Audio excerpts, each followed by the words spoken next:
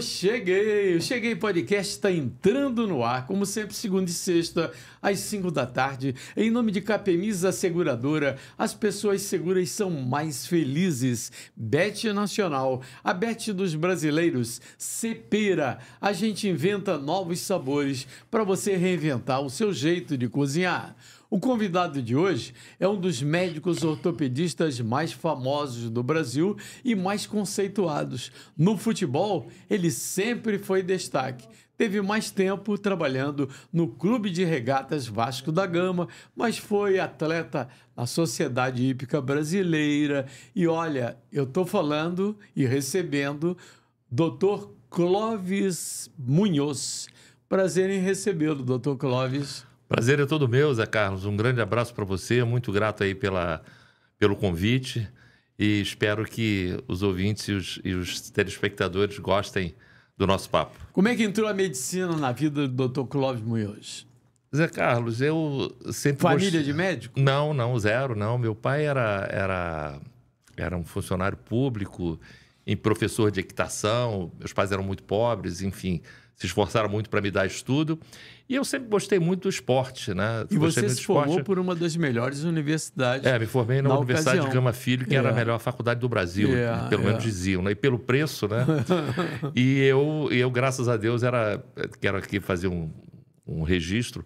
Eu fui para Gama Filho graças ao Dr. Paulo Gama Filho, que admirava muito meu pai e disse para ele que o dia que eu fosse fazer uma faculdade, que eu seria bolsista integral. Eu era o único bolsista da Faculdade de Medicina da Gama Filho, porque a chance que eu teria de pagar era nenhuma. E depois eu consegui reverter um pouco isso, porque eu fui atleta da Gama Filho, que dava uma importância muito grande ao esporte. Eu fui atleta do futebol de campo e do futebol de salão. Então eu conseguiria a bolsa de qualquer jeito, mas no início foi o Dr. Paulo que me deu.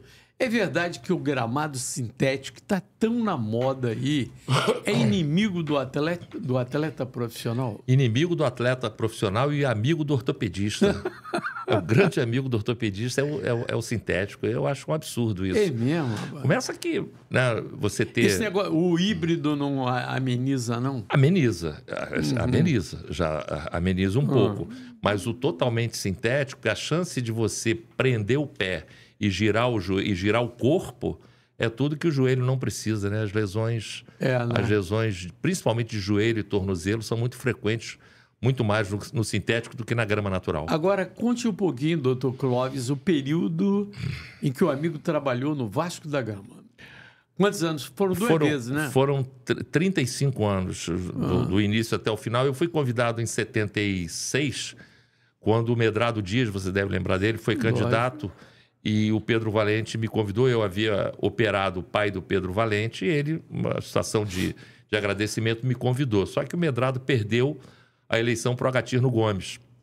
E 3 anos depois, o grupo do Pedro, que era o Pedro, o Olavo Monteiro de Carvalho, se juntou, e o Medrado se juntaram ao Seu Calçada, Amadeu Pinta Rocha, e Alberto Pires Ribeiro, Arthur Sendas, e fizeram aquele sexteto e ganharam a eleição, e ele novamente me convidou. E aí eu comecei, com 29 anos, já comandando, que não é muito comum, né? O médico geralmente começa na categoria de base, eu não, já cheguei lá. Agora, o Vasco comandando o departamento médico. Já estava no seu coração.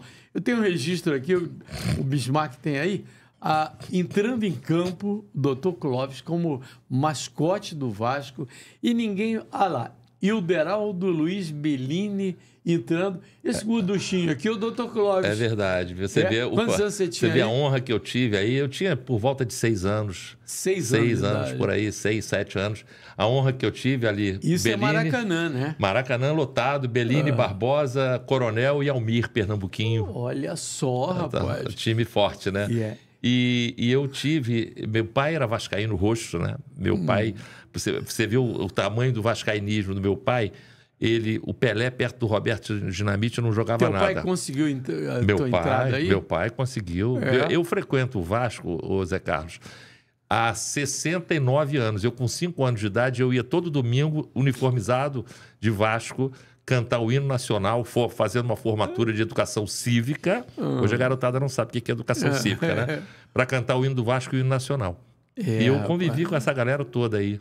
Eu era mascote. Agora, com essa história toda de ligação com o Vasco, a política sempre atrapalhou os resultados esportivos do Vasco? Ah, sim, não tem a menor dúvida. Não é? Tem a menor porque dúvida. Todo mundo dizia assim, são vários Vascos da Gama dentro do clube. É verdade, o Vasco é um gigante, o Zé Carlos, que não tem tamanho. Eu acho que o Vasco não entende o tamanho do gigantismo, a força que ele tem.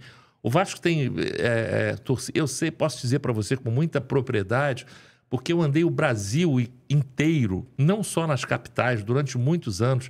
Eu fui a cidades, eu já joguei com o Vasco como médico a 400 quilômetros de Teresina, para o interior, com 14 mil pagantes. Já pensou o que é isso? Você botar... Faz um evento aqui na capital e bota 2.000 pessoas no evento, 3.000.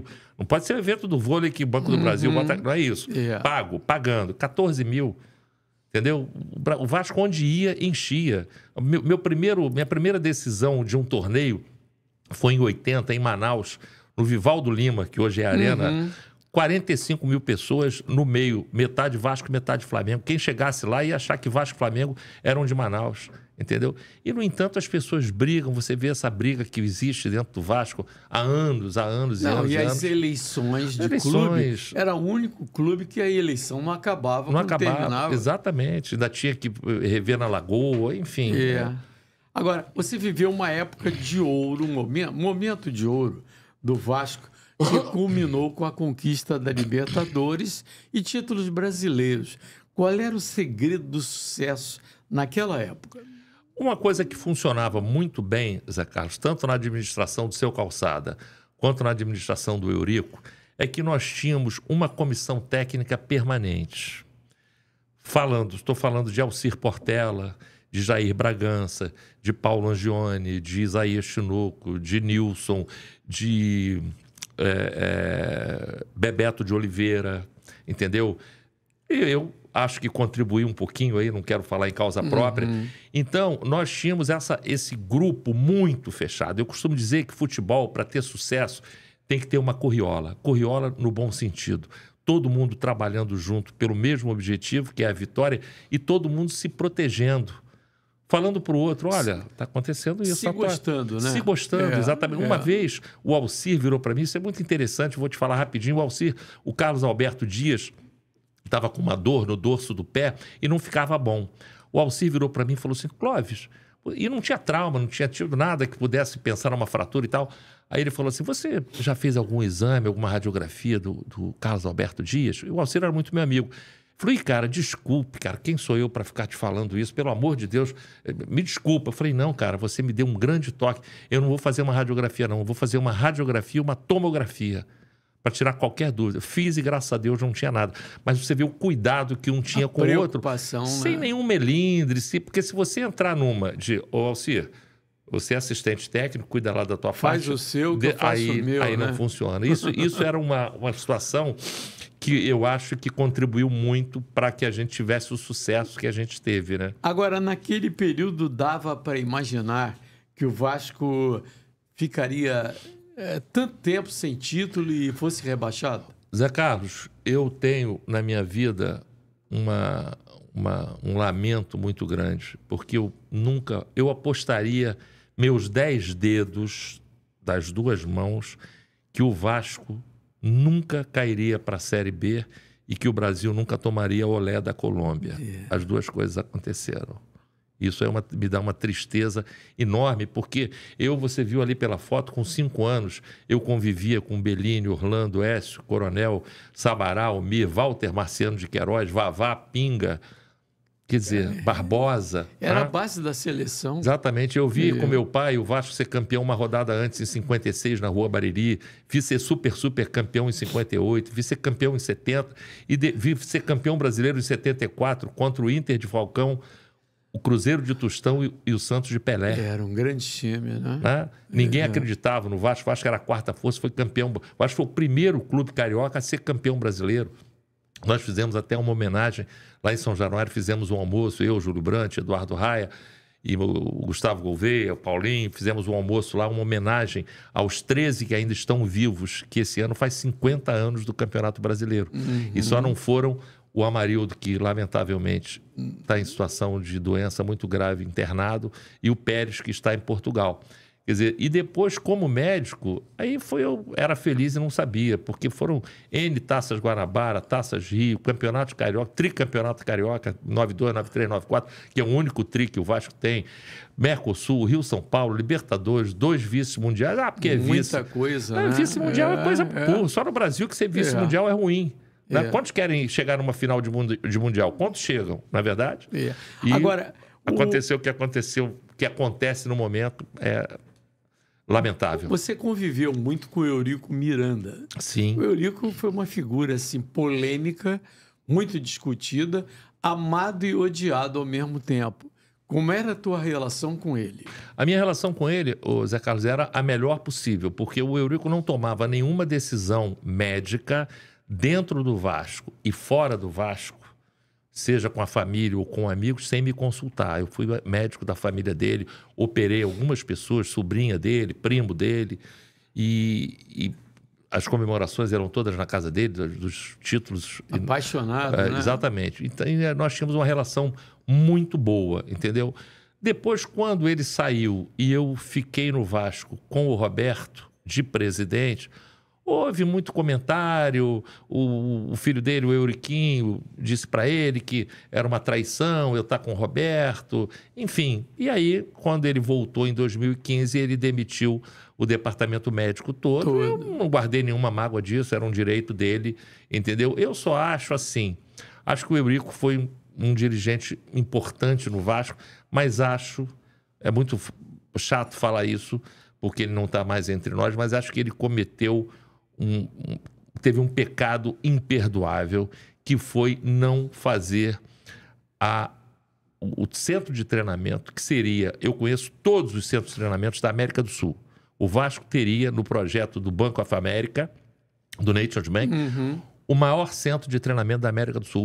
O Vasco seria o maior time da América do Sul disparado. E por que não foi concretizado? Porque ele pegou e fez aquele projeto. Ao invés de fazer o centro de treinamento e a arena em São Januário, para 40 mil pessoas, o que se pensa fazer hoje, com mais um ginásio poliesportivo ali atrás, no estacionamento, e com o estádio teto retrátil, iluminação igual ao Estádio da Luz, um negócio do outro mundo, ele usou os recursos para fazer aquele projeto olímpico, contratando jogadores do mais alto nível em todas as categorias, basquete, vôlei, masculino, feminino, futsal, taekwondo, bodyboard, e o projeto não se realizou. Eu acho que isso foi um pecado imperdoável. Agora, como é que foi tua relação como médico com grandes craques que passaram pelo Vasco, como, por exemplo, Romário?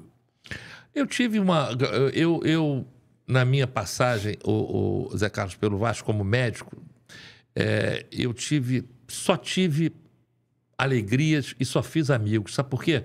Porque eu falava a linguagem do jogador, mas guardando o devido respeito. Porque você, para ser médico de um grande jogador, é preciso que você tenha a confiança dele, porque senão, se ele não abrir para você determinadas coisas, você fica, como se diz na gíria, com a brocha na mão. Se você não souber o que é... Se o jogador, por exemplo... A dor é subjetiva, exatamente. Né? Se o jogador, por exemplo, que foi uma festa na véspera de um treinamento intenso do dia seguinte de manhã, e ele, qualquer motivo... bebeu, dormiu tarde, não dormiu, foi para uma noitada, qualquer um de nós já fez, todos nós já fizemos isso. Se ele não tiver a confiança do médico para abrir para você, o que você faz? Tira ele do treinamento. O repouso é que vai fazer bem para ele. Se ele fizer uma noite mal dormida, mal alimentada e com bebida, e no dia seguinte for fazer uma atividade de alta intensidade, ele vai se prejudicar, não tem a menor dúvida. Então você retira, faz um treinamento diferenciado. Então eu sempre tive essa confiança deles, entendeu?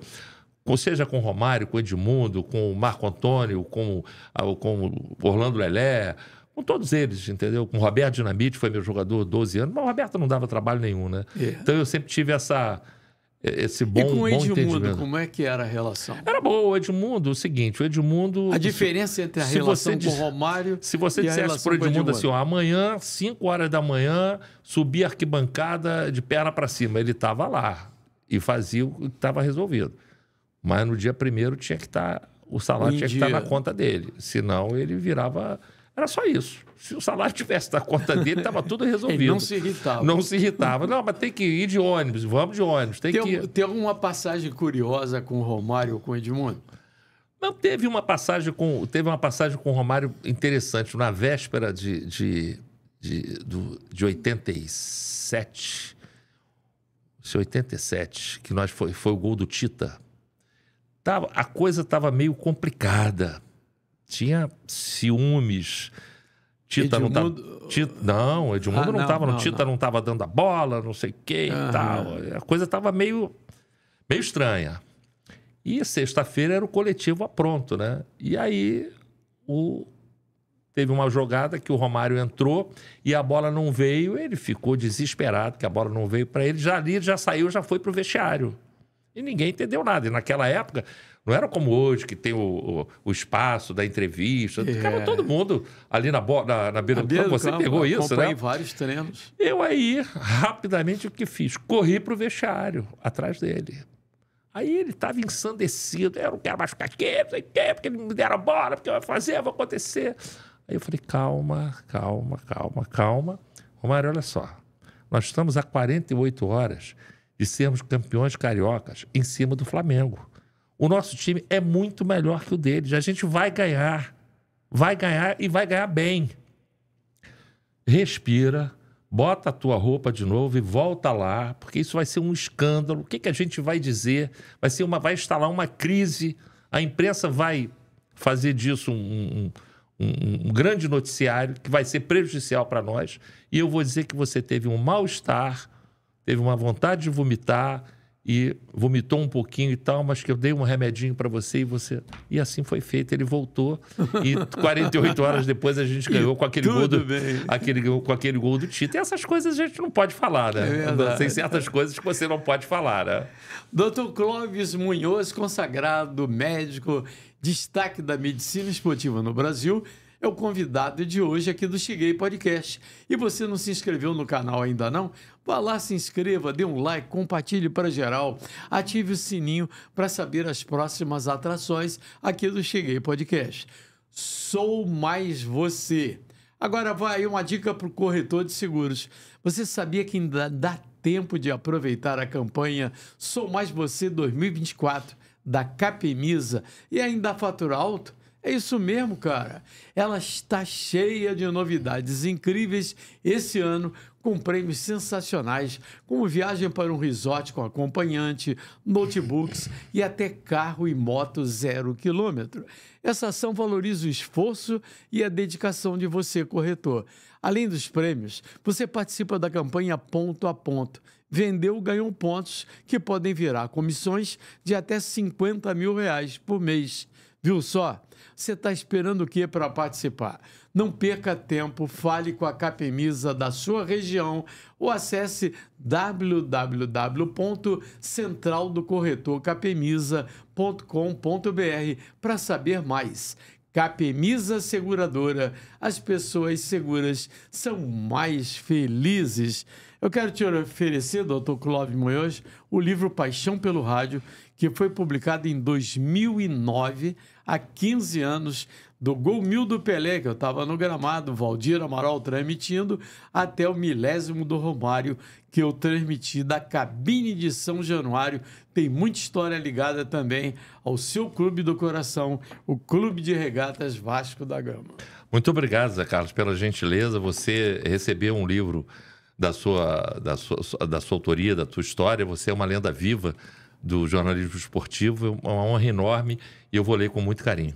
Você chegou a trabalhar com o Pedrinho, hoje presidente do Vasco. Ele já, naquela época, já demonstrava esse objetivo, esse desejo de se tornar presidente do Vasco?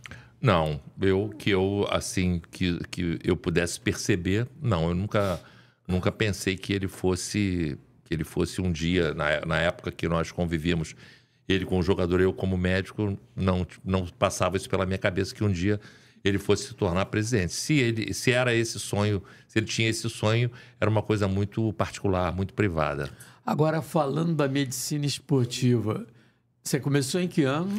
Com médico Eu comecei no Vasco em 1978 como médico do Botafogo. Eu fiquei 6 meses no Botafogo. 46 anos atrás. Exatamente. Pois é, o que mudou na medicina esportiva de lá até aqui? Mudou muita coisa, né? Principalmente na minha especialidade, as cirurgias, tanto as cirurgias de fraturas quanto as cirurgias de joelho, mudaram completamente, porque naquela época estava começando a ter o material de autocompressão. O que significa isso? São as placas e os parafusos de autocompressão que foram inventados pelos suíços, inventado em Davos, por um grupo suíço que o nome era tão complicado que virou o grupo AO, porque eram 2 nomes que ninguém conseguia pronunciar. Então é o grupo AO que inventou o sistema de fixação interna de autocompressão das fraturas. O que significa... Aí você vai dizer, mas o que tem isso de vantagem? Tem que quando você fixa uma fratura, seja de tornozelo, de tíbia, de fêmur, de pé, do membro inferior, principalmente, ou mesmo do membro superior também, de antebraço, de húmero. Já operei jogador de fratura de húmero. Quando você fixa internamente com esse material, você dispensa o uso do aparelho engessado. Isso significa que no dia seguinte do tratamento cirúrgico, você já está mobilizando as articulações em volta da fratura, seja do tornozelo, do pé, do joelho, do quadril, do cotovelo, do ombro, do punho. Isso foi um avanço espetacular. Antigamente, um jogador, há 60 anos atrás, 50 anos atrás, uma fratura de fêmur praticamente invalidaria a vida do jogador. E as cirurgias de joelho, que passaram as cirurgias de menisco. Que eram invasivas, que eram muito invasivas. Eu fui operado à moda antiga, onde você fazia 2 incisões de 5, 6 centímetros em cada lado do joelho. Hoje você faz 2 microincisões de meio a 1 centímetro e faz tudo por vídeo, principalmente sem causar nenhum transtorno às cartilagens, que é o grande problema da cirurgia articular, é você lesionar a cartilagem, que é a porta de entrada da artrose, que foi o que aconteceu, você comentou comigo fora do ar, do Reinaldo do Atlético Mineiro. 28 anos parou. Operado ainda à moda antiga, porque não existia artroscopia naquela época. E as cirurgias também do ligamento cruzado, que agora a maioria dos jogadores, vários jogadores aí atualmente com lesão de cruzado, que eram lesões que condenavam o jogador a parar de jogar. Vanderlei Luxemburgo parou de jogar. Vanderlei jogava bem, sabia? Jogava bom lateral. Eu acompanhei desde o Campo Grande. Pois é, e ele parou de jogar por conta de uma lesão de cruzado anterior, que não havia tratamento. E hoje tem a técnica tanto do tendão flexor quanto do tendão patelar, que são técnicas consagradas e que permitem que o atleta volte normalmente a jogar futebol. Agora, o senhor falou aí da evolução da medicina esportiva. Paralelamente, qual foi a contribuição da fisioterapia, que hoje também evoluiu muito, nesse trabalho da medicina? A contribuição da fisioterapia, ela é muito grande. Na prevenção muito grande. Porque, e na recuperação. Para você ter uma ideia, quando eu comecei no Vasco, em 80, nós tínhamos um aparelho de ondas curtas, um aparelho de ultrassom e um aparelho de forno de Bia. Me lembro disso. E uma bicicleta que até hoje eu não sei se ela era bicicleta de rua ou ergométrica, porque ela era meio híbrida, era meio jussárica, digamos assim, né? E não tinha fisioterapia. O fisioterapeuta, quem indicava os tratamentos era o médico. Não tinha a fisioterapia ainda. Aí a coisa foi evoluindo, surgiram as faculdades, o estudo e tal. E hoje a fisioterapia está mega avançada. Eu tenho um entendimento muito bom com os profissionais de fisioterapia e eles fazem trabalhos realmente fantásticos. E a tecnologia também evoluiu. Obviamente que hoje você tem uma aparelhagem espetacular, tanto na fisioterapia quanto nas salas, nas academias, na sala de musculação. A preparação física com isso evoluiu muito também. Hoje você trabalha um jogador dentro da sala de musculação tão bem quanto você trabalha no campo. Agora, passa para nós de uma maneira geral, a sensação de que aumentou o número de lesões em relação ao futebol do passado. É um fato real? Eu acho assim, primeiro, condição física, né? A preparação física. Hoje o jogador, o atleta, né? Não só o jogador de futebol, mas o atleta de uma forma geral, ele arranca com muito mais intensidade, breca com muito mais intensidade, salta com muito mais impulsão. Ocupa, né? Mais espaço do campo. Ocupa mais espaço, corre muito mais, entendeu? Então faz um número de giros, né? Colocando à prova a toda hora as articulações muito maior do que antigamente. Além disso, a dimensão dos campos diminuiu. Reduziu. Não sei, que eu não entendo muito por quê. FIFA que determinou, né? Que devia ser o contrário. Devia aumentar um pouquinho mais, porque hoje você chega muito mais rápido ao seu objetivo. E diminuindo então, e aumentando o condicionamento, tem mais atrito. Tem muito mais choque. Você vê que a bola divide a todo momento. E a bola dividida é sempre um risco muito grande, né? Para quem está nos acompanhando, quem está vendo os videotapes antigos da Copa de 70, tem 54 anos, o jogador pega na bola, ninguém lhe dá combate, ele caminha, conduz, né? Tinha muito mais... A dinâmica do jogo mudou. Tinha muito mais espaço, né? Você conhece o centro médico de outros clubes? Hoje? Conheço. Eu já tive... Quem tem a melhor estrutura médica na tua opinião? Hoje quem tem a melhor estrutura médica é o Flamengo. Flamengo. Né? Eu não vi o que fizeram no Botafogo. Parece que o Botafogo também está muito bem aparelhado. Mas do Flamengo foi... A nível de Rio de Janeiro, que é a melhor estrutura do Flamengo. O modelo implantado no centro de treinamento Joaquim Grava, do Corinthians, e foi implantado pelo Bruno Maziotti, eu me lembro. E o Flamengo exatamente copiou tudo que tinha lá no centro médico. Exatamente. E quem deu uma contribuição muito grande para isso... Por acaso, vascaíno formado em São Januário foi o Daniel Gonçalves, que hoje é o chefe da fisiologia do Palmeiras.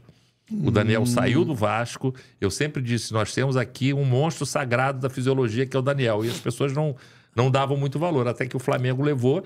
E ele participou muito aí dessa revolução do departamento médico do Flamengo. Ainda há pouco, o Dr. Cláudio falava para a gente aqui do prejuízo que é o gramado sintético.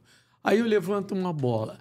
Aqueles gramados ruins de antigamente eram mais ou menos prejudiciais que a grama sintética? Eu acho que eram menos prejudiciais. Porque eles eram muito difíceis de você jogar neles, mas em compensação, né? O pessoal da antiga tinha muito mais habilidade. Me desculpe se eu sou saudosista, né? Mas não tinha problema da bola quicar, todo mundo dominava bem, ninguém olhava para o chão, quando a bola chegava você já sabia o que ia fazer. E os gramados não eram bons, Rua Bariri, Conselheiro Galvão e tal, mas não prendia. O gramado sintético prende o pé, entendeu? Agora eles estão fazendo o híbrido. Maracanã parece que é híbrido, né? Tem uma área híbrida perto das áreas e tal. A Itaquera também. Então já melhora um pouco. Mas o gramado totalmente sintético, ele prende muito mais. Principalmente nas bolas divididas, que você tem que digamos, deslizar o pé para chegar numa bola, é muito perigoso. Agora, o Vasco sofreu 2 graves lesões, que foram as do Jair e do Paulinho. Jair está voltando aos pouquinhos. Esses jogadores, pela gravidade das lesões, eles podem voltar a jogar em alto nível ainda? Podem voltar, mas não há que se ter a pretensão de achar que o torcedor normalmente acha isso, e muita gente da imprensa, da torcida, de dirigentes inclusive, que o jogador voltou a jogar, vai voltar naquele nível. Não vai voltar. Imediatamente não vai voltar. O jogador que fica 8 meses, que é o tempo ideal para que o jogador, se correr tudo muito bem, são 8 meses a recuperação de uma cirurgia de ligamento cruzado anterior. Até o jogador ter a confiança, ter a resistência da musculatura, que não tem dúvida que ela é perdida, ela é diminuída. Então tem que ter um prazo muito grande. Você vê que agora o Neymar voltou e teve uma lesão muscular, né? É quase que 100% o jogador, o atleta que volta de uma ligamentoplastia, nos primeiros meses ele faz lesão muscular.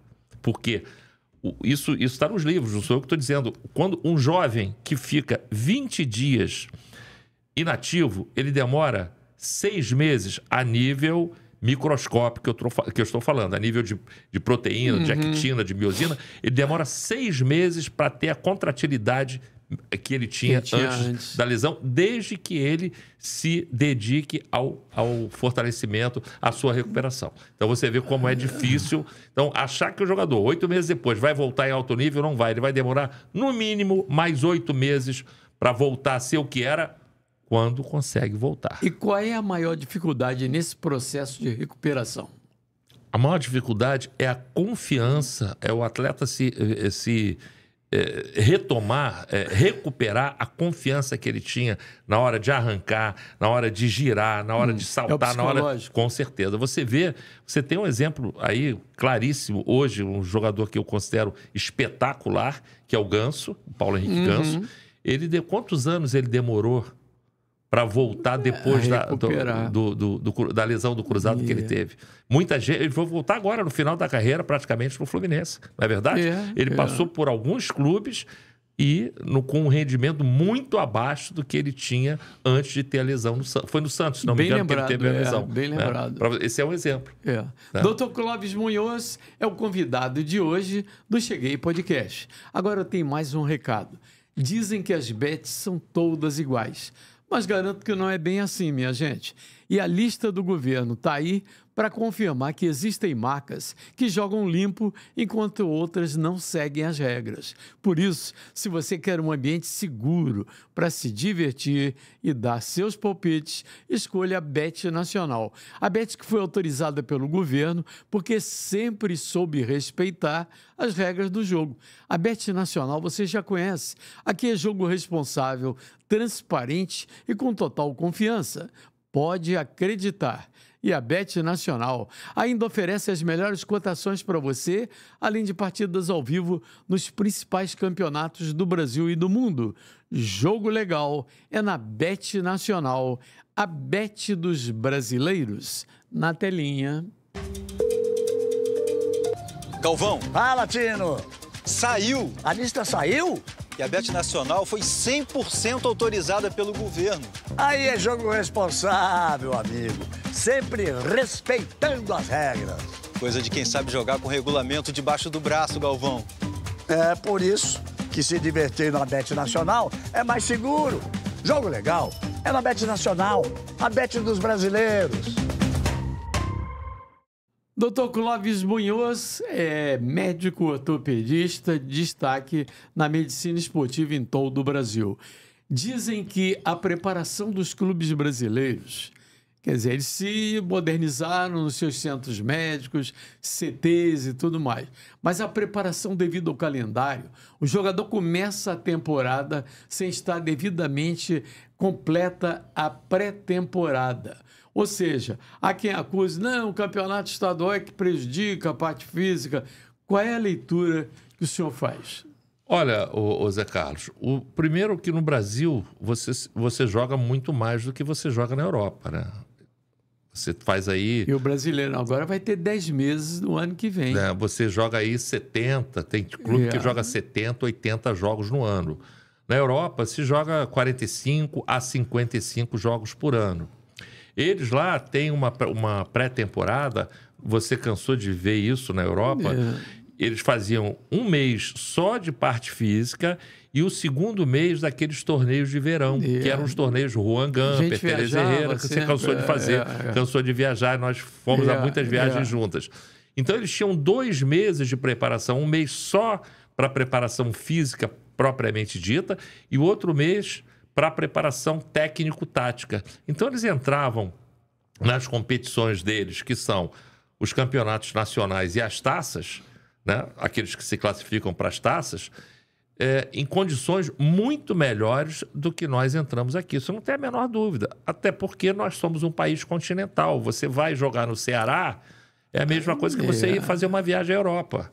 Nem sempre você tem um voo direto, agora as coisas estão... por isso que o Fortaleza, devido à logística, é o time mais prejudicado no Campeonato Brasileiro. Com certeza, não entendeu? Então, a preparação aqui, ela é muito aquém do que deveria ser. Isso não tem a menor dúvida.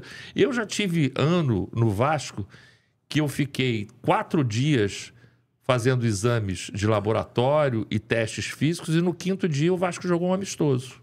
Foi em 1980. Aliás, quando nós jogamos lá em Manaus, Vasco, Flamengo, Nacional de Manaus e Rio Negro.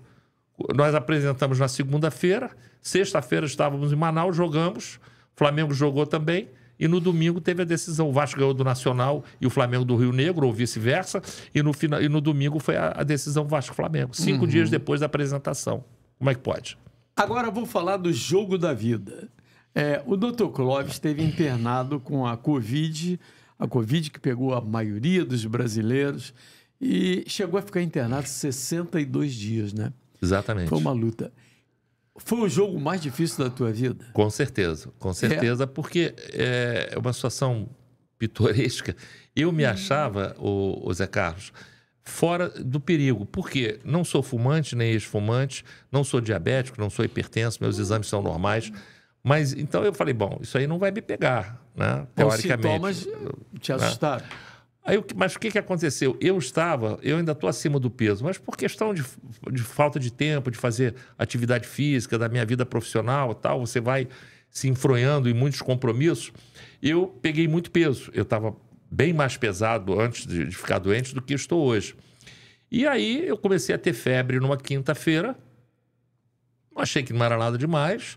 Na sexta passou, aí depois eu tive febre de sábado até quarta, aí o médico chegou na minha casa, o Fabrício, meu querido Fabrício, a quem eu sou muito grato, salvou a minha vida, Fabrício Tavares, falou, vamos para o Copador agora. Eu cheguei no Copador no dia 25 de março, às 6 horas da tarde, essa hora mais ou menos, e na quinta-feira, dia seguinte, 11h30, eu estava entubado. E fiquei 40 dias em coma, 15 dias entubado e 25 dias em coma induzido. E os primeiros 30 dias, ninguém acreditava que eu pudesse voltar. Ele ligou para minha filha e disse, olha, o Clóvis está entubado, deve fazer diálise, que eu não fiz. Eu tive 3 oportunidades em que eles pensaram em fazer a diálise, mas eles estimulavam o meu rim e o rim funcionava, os meus rins e os rins funcionavam. E aí eu não fiz a diálise. Ele falou, com muita tristeza que eu te digo que a situação é muito crítica. Minha filha emagreceu 12 quilos em 2 meses sem fazer dieta. Ela só rezava e chorava. Caramba. Minha mulher também desesperada em casa, enfim. Os amigos todos. Mas aí houve uma grande... Teu organismo reagiu? Nos primeiros 25 dias, a chance era muito pequena. Apesar de que o Eduardo Raia, que é meu anestesista, sempre falava isso para minha família. Que eu não andei nunca para trás. Ou eu andava para o lado ou andava para frente. Mas para trás eu nunca andei, dentro da gravidade do caso, né? E aí meu organismo foi reagindo. Eles fizeram tudo que era possível, cloroquina, ivermectina, atiraram para tudo que é lado, porque ninguém sabia na realidade o que fazer. Né? A doença era uma doença muito nova. E eu acabei saindo. E uma coisa que eu sou muito grato a Deus é que eu não fiquei com nenhuma sequela. Zero. Mas você chegou a pensar que não sairia do hospital? Não, em nenhum momento, Zé Carlos, porque eu lembro de tudo até o momento em que eu fui entubado. E lembro de tudo até o momento, depois que eu acordei. Em nenhum momento passou pela minha cabeça que eu fosse morrer. Isso nunca passou pela minha cabeça, sinceramente. Agora, olha a alegria e a comemoração na alta do Dr. Clóvis Munhoz, lá no Copador, né? Olha lá. Esse foi um dos momentos mais emocionantes da minha vida.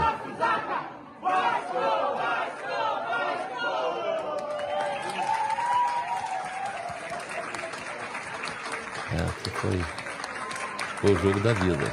Ali você perdeu uns quilinhos também, não eu perdi 30 e tantos quilos. Isso é minha esposa. Rapaz. Lá está o Fabrício, o Eduardo, o Ricardo.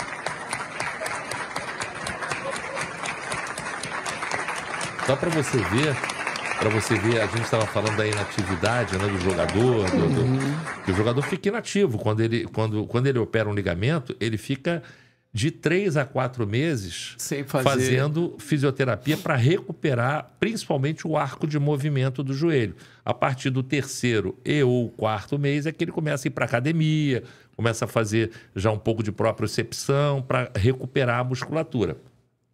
Eu fiquei 40... Tudo bem, eu tenho 74 anos, mas tinha 70 na época.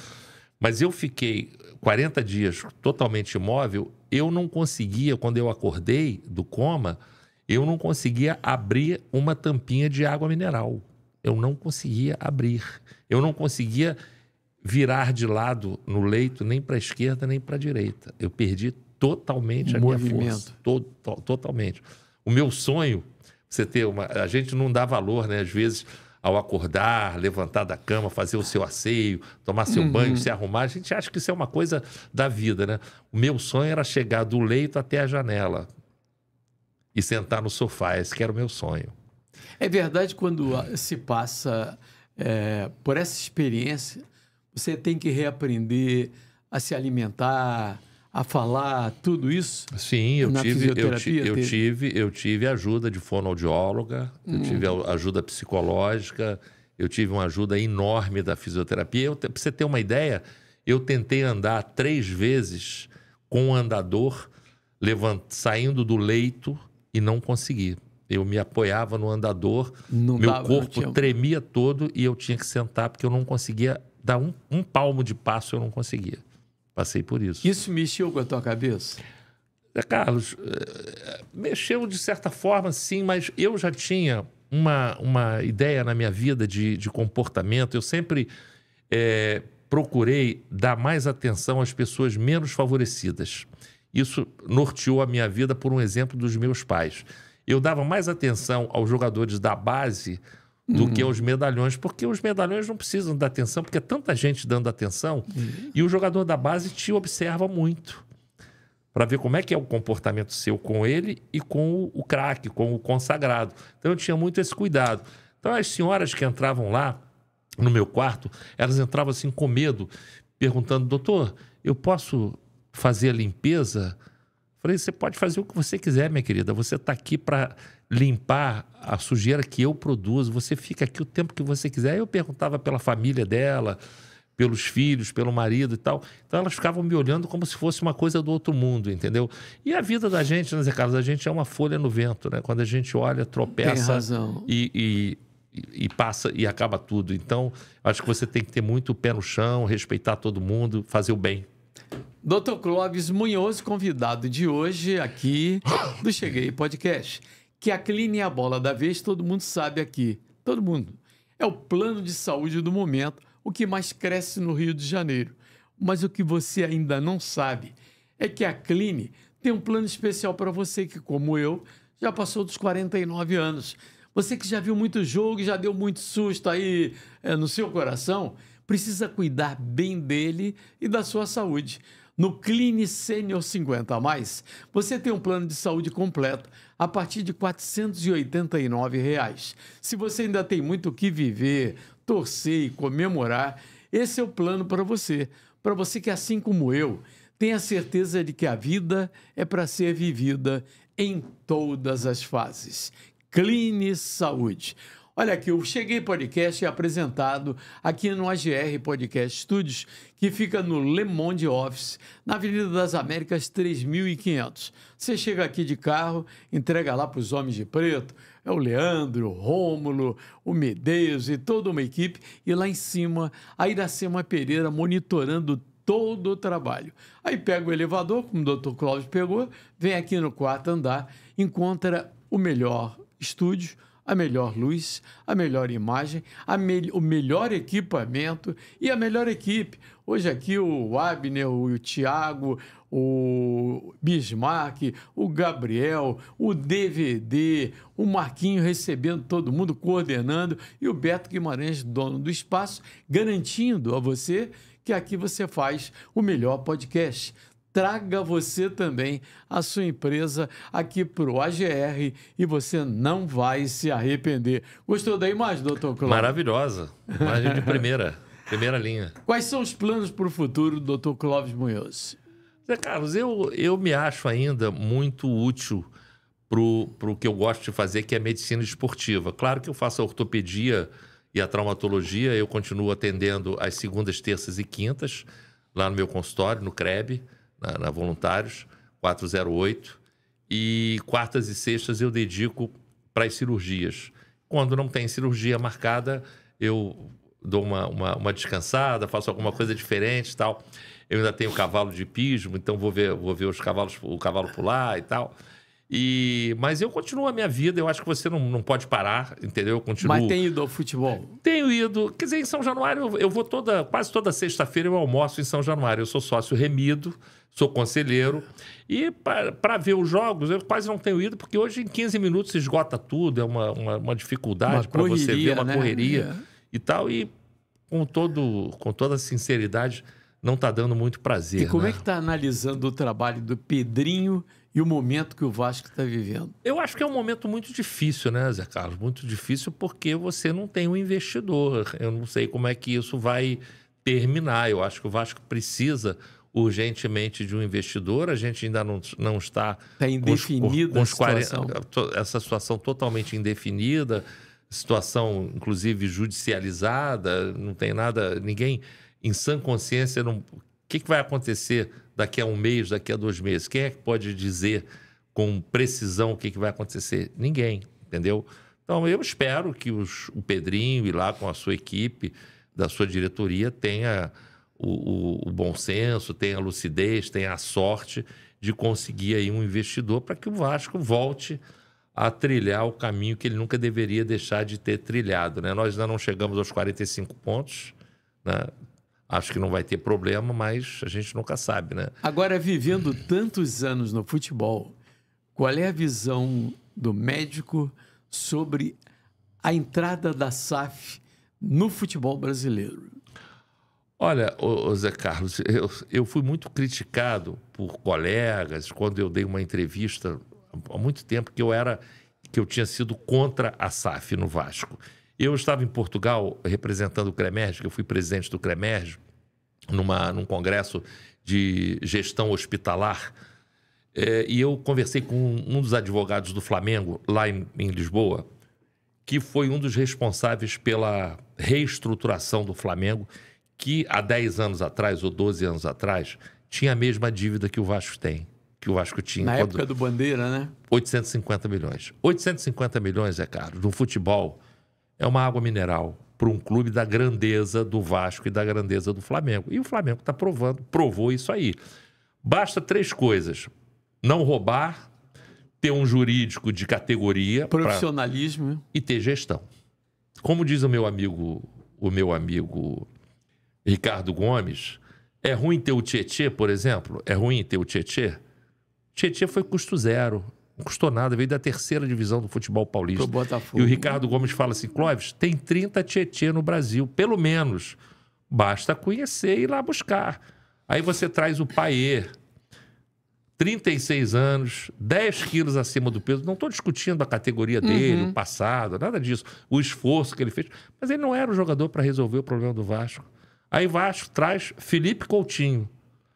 Adoro o Felipe Coutinho, menino de ouro. Mas fez 15 jogos em 2023. Fez 14 jogos em 2022. Tem alguma coisa errada, Zé Carlos. Concorda? Se você trocar hoje o Arias pelo Piton, não tem problema, não precisa nem fazer exame médico. Você está vendo os caras jogarem todo final de semana. Agora, por que o Coutinho jogou 15 jogos em 23? 14 jogos em 22? Tem alguma coisa errada. O que o Coutinho conseguiu jogar até agora no Vasco? O que ele conseguiu entregar? Quantos jogos o Paier jogou 90 minutos no Vasco? Quantos jogos o Coutinho jogou 90 minutos no Vasco? Então não era a solução. Isso chama-se gestão. Alguém tem que ser o responsável. Alexandre Matos trouxe 9 jogadores para o Vasco do mesmo empresário. Será que é só coincidência? Fica a pergunta no ar. Rojas, rebutalho do River Plate, quem é Rojas? Jean David, Emerson Domingues, não sei. Pelo amor de Deus. Não dá, entendeu? Então, se não tiver desvio de verba, se tiver jurídico e se tiver gestão, eu votei contra a SAF. O Vasco não precisaria ter vendido. O Vasco teria... E esse advogado do Flamengo falou para mim, Clóvis, nós lá do Flamengo, achávamos que o Vasco era o único clube brasileiro que não precisaria vender para a SAF para poder voltar a ser o que era. Eu acho que eu não Pela estava... sua força. Pela força, pela força da sua torcida. Porque o que acontece, Zé Carlos? Se eu te devo 200 mil reais e ganho 5 mil reais por mês, e nenhum tostão a mais, qual é a chance que você tem de receber os 200 mil reais? Nenhuma. Futebol é totalmente diferente. O retorno financeiro, ele é enorme, porque você tem o sócio-torcedor, a televisão, a Conmebol, a Federação, a Copa do Brasil, e você tem o programa de sócios, e você tem a grande cereja do bolo, que é o futebol da base. Futebol da base. Que é o ativo que tem no clube. Que é o ativo. É o ativo que tem no clube. Entendeu? Você não pode jogar isso fora. Então, se você fizer isso muito bem feito, agora, trazendo o jogador, o Vasco pagou 40 milhões de reais no zagueiro, nesse zagueiro do Vasco, o zagueiro central. Tem o João Vitor. O João Vitor. João Vitor, né? 40 milhões de reais num zagueiro. Não é possível que o zagueiro... O Vasco é bicampeão de sub-20 em cima do Flamengo. 2 anos seguidos. O Flamengo foi campeão continental em cima do Olympique, lá da Grécia, time grego. O Vasco é bicampeão. Não é possível que não tenha um zagueiro na base do Vasco que não jogue igual o João Vitor. Verdade. Não é possível. Entendeu? Então... Acho que está respondido, né? Agora tem mais um recado para você. A Cepera inventa, você reinventa.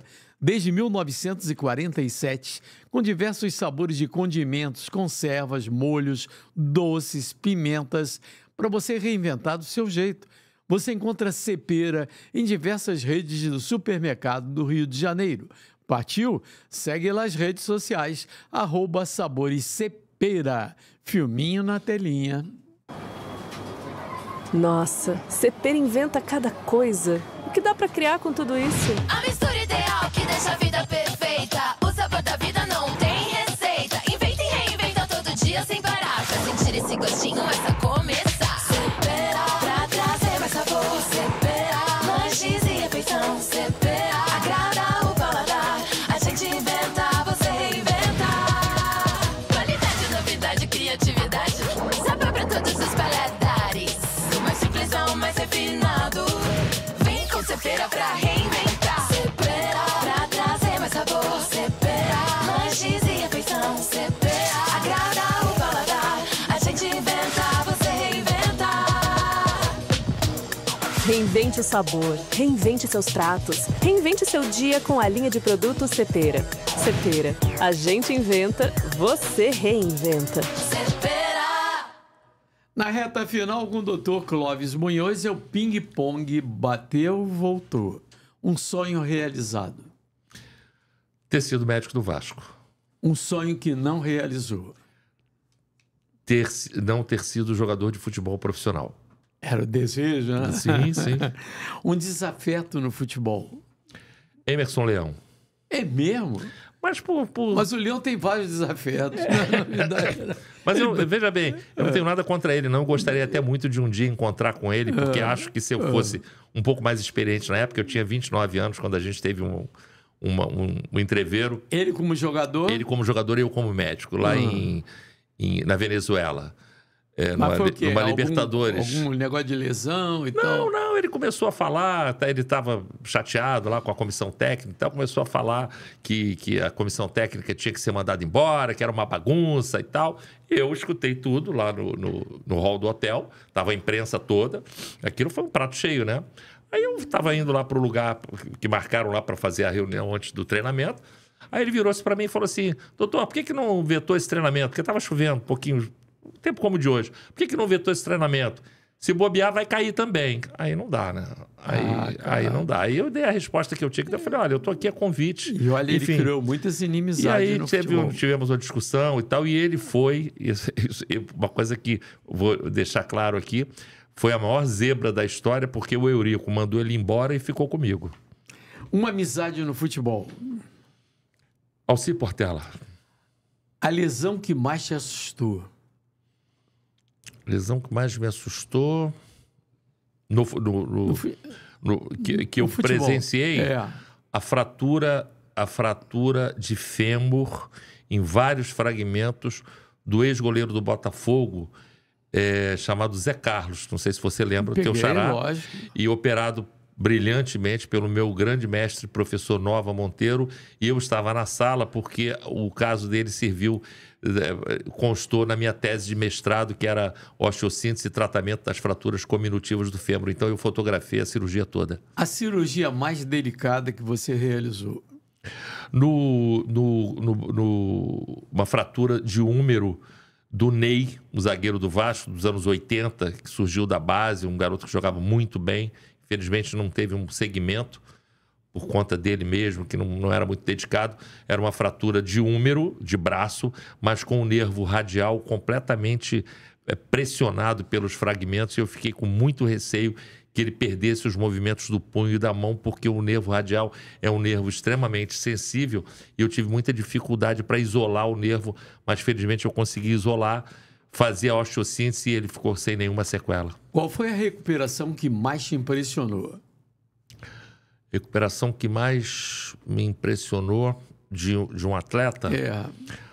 A do Zé Carlos. O Zé Carlos botou uma placa no fêmur de 18 parafusos, né, mais 2 fios de aço, mais 3 parafusos interfragmentados, e com 3 meses, 3 meses e meio, ele já estava treinando. Um momento inesquecível da tua passagem pelo Vasco, ou das passagens pelo Vasco? Eu tive alguns momentos assim fantásticos, né? Todo mundo fala da Mercosul, né? Todo mundo fala da Libertadores, mas a Libertadores me emocionou, mas até certo ponto, porque quando nós fomos para o Equador, a gente já tinha certeza do título. O título foi ganho com um gol de falta do Juninho Pernambucano no Monumental de Nunes contra o River Plate, quando a gente classificou. Nosso time era muito melhor que o Barcelona de Guayaquil, né? E nós ganhamos de 2-0 aqui, então foi um grande título, mas o título da Mercosul foi absolutamente espetacular, foi a maior virada da história, não existe outra. Título continental na casa do adversário, virando 3-0 com um jogador a menos na metade do segundo tempo, não tem na história do futebol mundial outro igual. Mas um outro momento fantástico foi quando nós ganhamos o título de 82 em cima do Flamengo, que era o campeão do mundo de 81. Gol do Marquinhos de cabeça. Olha aqui, eu quero que o doutor Clóvis Munhoz, a encerrar, defina em uma frase a sua carreira profissional. Eu acho que a minha carreira profissional foi muito gloriosa para mim, porque eu, quando olhava na minha infância um avião, eu achava que muito dificilmente eu conseguiria andar um dia de avião, porque meus pais eram muito pobres, nós jogávamos futebol com a bola dos amigos, então quando a bola furava não tinha pelada, e eu olhava para o avião assim com muita vontade de um dia poder, mas não acreditando muito que fosse realizar aquele sonho. E o Vasco me proporcionou isso. Eu conheci o mundo inteiro com o Vasco, sou muito grato ao futebol. Acho que sou muito grato ao Pedro Valente, que foi quem me deu a chance de começar a minha carreira no Vasco. Eu comecei lá com 29 anos e não posso me queixar de nada. Tive uma passagem espetacular, vivi momentos maravilhosos da minha vida e sou muito grato a Deus por tudo que me aconteceu. Doutor Clóvis, obrigado pela presença. Tenho certeza que não apenas a galera vascaína, mas todos os esportistas curtiram muito o montão de informações que o senhor forneceu aqui nesse papo. Muito obrigado, Zé Carlos. Foi uma honra muito grande. Eu sou um grande admirador seu através desses anos todos, como ouvinte, como trabalhando também junto no esporte, no futebol, e fiquei muito honrado pelo seu convite, e a hora que você precisar, estarei sempre à sua disposição. Muito obrigado. E muito grato pela lembrança do livro. Dr. Clóvis Munhoz foi o convidado de hoje do Cheguei Podcast, que volta sexta-feira que vem. Mas segunda-feira tem o Segundona, a resenha do Garotinho. Ótimo final de semana para você e até lá.